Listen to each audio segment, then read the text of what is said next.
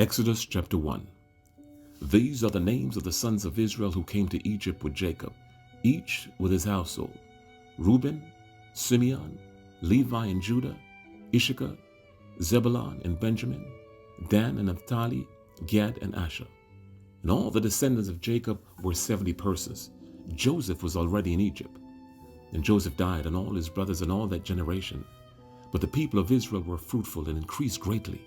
They multiplied and grew exceedingly strong, so that the land was filled with them. Now there arose a new king over Egypt, who did not know Joseph. And he said to his people, Behold, the people of Israel are too many and too mighty for us. Come, let us deal shrewdly with them, lest they multiply, and if war breaks out, they join our enemies and fight against us and escape from the land. Therefore they set taskmasters over them to afflict them with heavy burdens. They built for Pharaoh store cities, Pithom and Ramesses. But the more they were oppressed, the more they multiplied, and the more they spread abroad. And the Egyptians were in dread of the people of Israel. So they ruthlessly made the people of Israel work as slaves, and made their lives bitter with hard service in mortar and brick, and in all kinds of work in the field. And in all their work they ruthlessly made them work as slaves. Then the king of Egypt said to Hebrew the midwives, one of whom was named Shiphrah and the other Puah, when you serve as midwife to the Hebrew woman and see them on the birth stool, if it is a son, you shall kill him, but if it is a daughter, she shall live. But the midwives feared God and did not do as the king of Egypt commanded them, but let the male children live. So the king of Egypt called the midwives and said to them, Why have you done this, and let the male children live? And the midwives said to Pharaoh, Because the Hebrew women are not like the Egyptian women, for they are vigorous, and give birth before the midwife comes to them.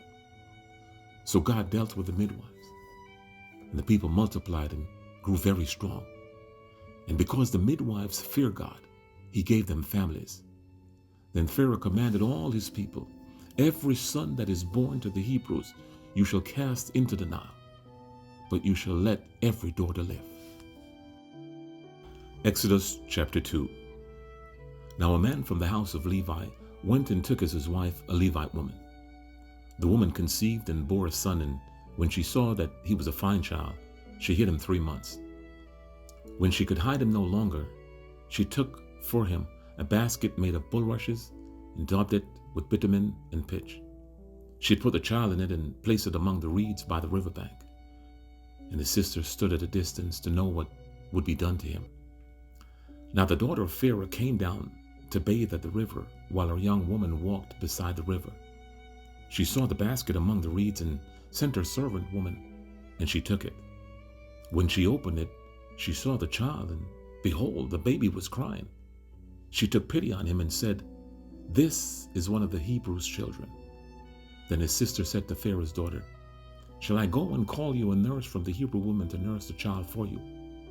And Pharaoh's daughter said to her, Go. So the girl went and called the child's mother. And Pharaoh's daughter said to her, Take this child away and nurse him for me, and I will give you your wages. So the woman took the child and nursed him. And when the child grew older, she brought him to Pharaoh's daughter, and he became her son. She named him Moses, because she said, I drew him out of the water.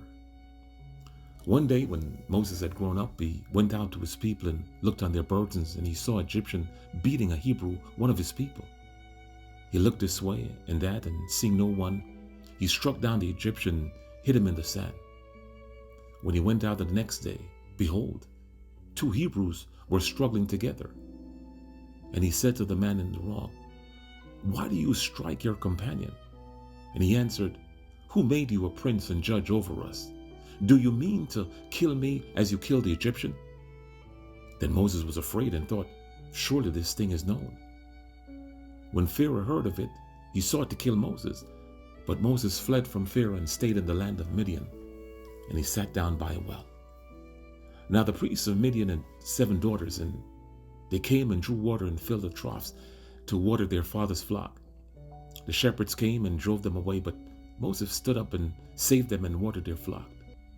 And when they came home to their father Reuel, he said, How is it that you have come home so soon today? They said, an Egyptian delivered us out of the hand of the shepherds and even drew water for us and watered the flock. And he said to his daughters, then where is he? Why have you left the man? Call him, that he may eat bread. And Moses was content to dwell with the man. And he gave Moses his daughter Zipporah. She gave birth to a son, and he called his name Gershom, for he said, I've been a sojourner in a foreign land. During those many days, the king of Egypt died, and behold, the people of Israel groaned because of their slavery and cried out for help. Their cry for rescue from slavery came up to God. And God heard their groaning, and God remembered his covenant with Abraham, with Isaac, and with Jacob. God saw the people of Israel, and God knew. Exodus chapter 3. Now Moses was keeping the flock of his father-in-law Jethro, the priest of Midian, and he led his flock to the west side of the wilderness and came to Horeb, the mountain of God. And the angel of the Lord appeared to him in a flame out of fire out of the midst of a bush. He looked, and behold, the bush was burning, yet it was not consumed. And Moses said, I will turn aside to see this great sight, while the bush is not burned. And when the Lord saw that he turned aside to see, God called to him out of the bush, Moses, Moses. And he said, Here I am. Then he said, Do not come near. Take your sandals off your feet, for the place on which you are standing is holy ground. And he said, I am the God of your father, the God of Abraham, the God of Isaac, and the God of Jacob. And Moses hid his face, for he was afraid to look at God. Then the Lord said, I have surely seen the affliction of my people who are in Egypt, and have heard their cry because of their taskmasters. I know their suffering, and have come down to deliver them out of the hands of the Egyptians, and to bring them up out of the land to a good and broad land, a land flowing with milk and honey, to the place of the Canaanites, the Hittites, the Amorites, the Perizzites, the Hivites, and the Jebusites. And now, behold, the cry of the people of Israel has come to me, and I've also seen the oppression with which the Egyptians oppressed them. Come, I will send you to Pharaoh, that you may bring my people, the children of Israel, out of Egypt. But Moses said to God, Who am I, that I should go to Pharaoh and bring the children out of Israel out of Egypt? He said, But I will be with you, and this shall be the sign for you that I've sent you. When you have brought the people out of Egypt, you shall serve God on this mountain. Then Moses said to God, If I come to the people of Israel and say to them, The God of your fathers has sent me to you, and they ask me, What is his name? What shall I say to them? God said to Moses, I am who I am. And he said, Say this to the people of Israel, I am has sent me to you. And God also said to Moses, Say this to the people of Israel, the Lord, the God of your fathers, the God of Abraham, the God of Isaac, and the God of Jacob has sent me to you. This is my name forever, and thus I am to be remembered throughout all generations. Go and gather the elders of Israel together and say to them, The Lord, the God of your fathers, the God of Abraham, of Isaac, and of Jacob, has appeared to me, saying, I have observed you and what has been done to you in Egypt. And I promise that I will bring you up out of affliction of Egypt to the land of the Canaanites, the Hittites, the Amorites, the Perizzites, the Hivites, and the Jebusites, a land flowing with milk and honey. And they will listen to your voice.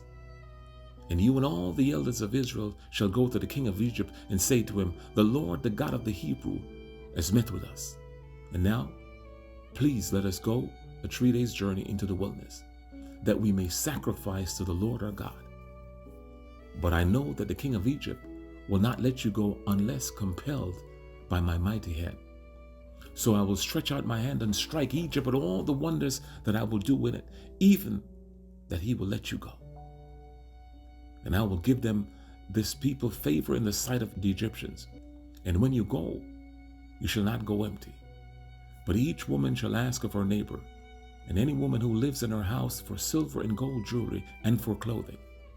You shall put them on your sons and on your daughters. So you shall plunder the Egyptians. Exodus chapter 4.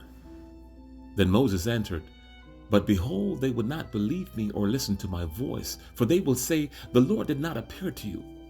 The Lord said to him, what is that in your hand? He said, a staff. And he said, throw it on the ground. So he threw it on the ground, and it became a serpent, and Moses ran from it. But the Lord said to Moses, put out your hand and catch it by the tail.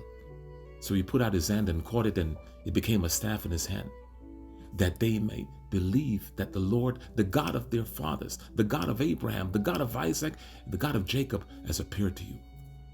Again, the Lord said to him, put your hand inside your cloak. And he put his hand inside his cloak. And when he took it out, behold, his hand was leprous, like snow.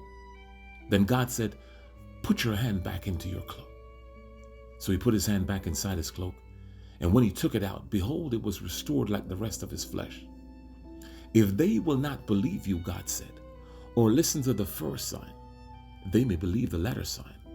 If they will not believe even these two signs or listen to your voice, you shall take some water from the Nile and pour it on the dry ground, and the water that you shall take from the Nile will become blood on dry ground. But Moses said to the Lord, oh, my Lord, I'm not eloquent, either in the past or since you have spoken to your servant, but I'm slow of speech and of tongue. Then the Lord said to him, who has made man's mouth? Who makes him mute or deaf or seeing or blind? Is it not I, the Lord? Now therefore go, and I will be with your mouth and teach you what you shall speak. But he said, oh, my Lord, please send someone else. Then the anger of the Lord was kindled against Moses, and he said, is there not Aaron, your brother, the Levite?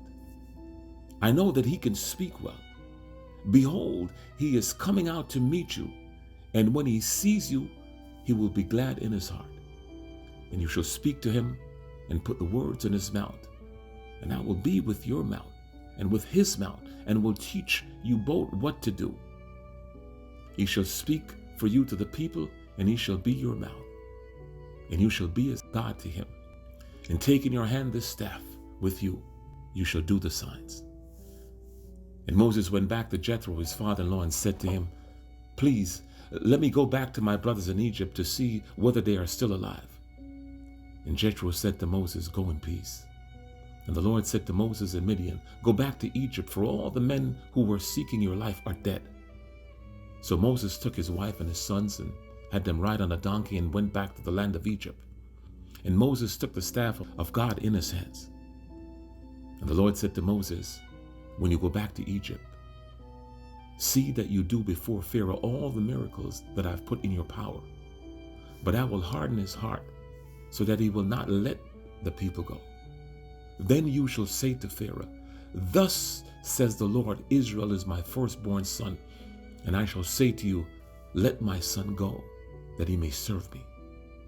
And if you refuse to let him go, behold, I will kill your firstborn son. At a lodging place on the way, the Lord met him and sought to put him to death. Then Zipporah took a flint and cut off her son's foreskin and touched Moses' feet with it and said, surely you are a bridegroom of the blood to me. So he let him alone. And it was then that she said, a bridegroom of blood because of circumcision. Then the Lord said to Aaron, go into the wilderness to meet Moses. So he went and met him at the mountain of God and kissed him. And Moses told him all the words of the Lord which he had sent to him and speak, and all the signs that he had commanded him to do. Then Moses and Aaron went and gathered together all the people of Israel. And Aaron spoke all the words that the Lord had spoken to Moses and did the signs in the sight of the people. And the people believed. And when they heard the Lord had visited the people of Israel, that he had seen their affliction, they bowed their heads and worshiped. And now a devotional written by Pastor Albert Rosado, titled Born to Lead. Moses' story begins in a time of great oppression for the Israelites. Pharaoh, fearing the growing number of Hebrews, orders all male babies to be killed. Yet, even in the midst of this cruelty, God's plan for Moses cannot be stopped. Exodus 2 verse 2 tells us that Moses' mother saw that he was a fine child and hid him for 3 months. When she could hide him no longer, God orchestrated a miraculous rescue through Pharaoh's own daughter. Years later, God called Moses from the burning bush, saying, "I will send you to Pharaoh, that you may bring my people, the children of Israel, out of Egypt." Moses' life reminds us that God creates each of us with a purpose. From the moment of his birth, Moses was set apart to lead God's people. Even when Moses doubted his ability, God reassured him, saying, "I will be with you." Just as God had a plan for Moses, he has a plan for you. No matter your past or present doubts, he can use you to fulfill his purposes. Reflection. Moses' journey from birth to calling teaches us key truths about God's plans for our lives. Number 1, God's purpose is greater than our circumstances. Moses was born during a time of danger, yet God protected him. Trust that God's plans for your life cannot be thwarted by circumstances. Number 2, God uses the ordinary for extraordinary things. Moses was just a baby in a basket and later a shepherd in the wilderness. Yet, God called him to lead a nation. Your ordinary life can be a platform for God's extraordinary work. Number 3, God's presence makes all the difference. When Moses doubted his ability to lead, God didn't focus on Moses' weaknesses, but promised his presence. Whatever God calls you to do, his presence will empower and sustain you. Prayer. Lord, thank you for creating me with a purpose. Just as you had a plan for Moses, I know you have a plan for my life. Help me to trust in your calling, even when I feel inadequate. Remind me that your presence goes with me and that your power is greater than my weaknesses. Use me for your glory, Lord. Amen. Challenge. Reflect on the unique ways God has prepared and called you. Write down one area where you feel God leading you to serve or lead. Take one small step of faith toward that calling, trusting that God is with you every step of the way.